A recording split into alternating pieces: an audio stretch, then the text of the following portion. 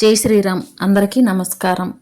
ఒకవేళ మీరు మీ కలలో రొట్టెని కానీ లేదా పూర్తి భోజనాన్ని కానీ చూసినట్లయితే స్వప్నశాస్త్రంలో దీని గురించి ఏం రాశారు అనేది మనం ఈరోజు తెలుసుకుందాం.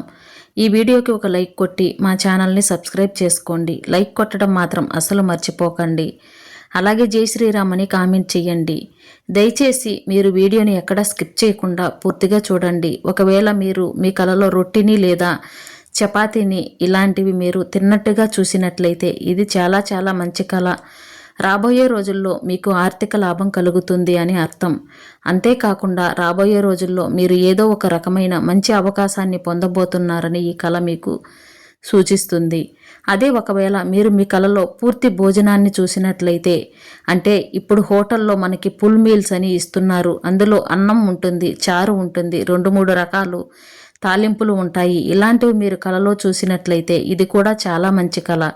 ఒకవేళ మీరు కలలో ఊరికే మీరు చూస్తున్నట్టయితే రాబోయే రోజుల్లో మీరు ఏదో ఒక రకమైన మంచి శుభవార్తను వినబోతున్నారని అర్థం. అదే ఒకవేళ దీన్ని మీరు తిన్నట్టుగా కలలో చూసినట్లయితే మీరు ప్రస్తుతం మీ జీవితంలో ఏవైతే ప్లాన్స్ వేసుకున్నారో ఆ ప్లాన్స్ రాబోయే రోజుల్లో బాగా అమల్లోకి వస్తాయని ఈ కళ మీకు సూచిస్తుంది.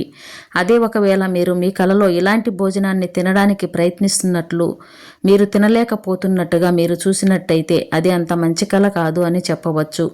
రాబోయే రోజుల్లో మీరు మంచి అవకాశాలని పోగొట్టుకుంటారని ఈ కళ మీకు సూచిస్తుంది. మీరు కొద్దిగా జాగ్రత్త పడి అవకాశాలని చేపట్టించుకునే ప్రయత్నం చేయండి, చాలా బాగుంటుంది.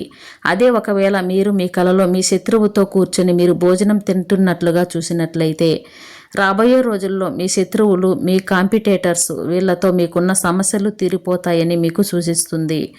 ఒకవేళ మీరు మీ కళ్ళలో ఇలాంటి భోజనాన్ని పారబోస్తున్నట్లు లేదా చేజారి కింద పడిపోయినట్టు ఇలా చూసినట్లయితే రాబోయే రోజుల్లో మీకు ఆర్థిక నష్టం కలుగుతుందని ఈ కళ మీకు సూచిస్తుంది.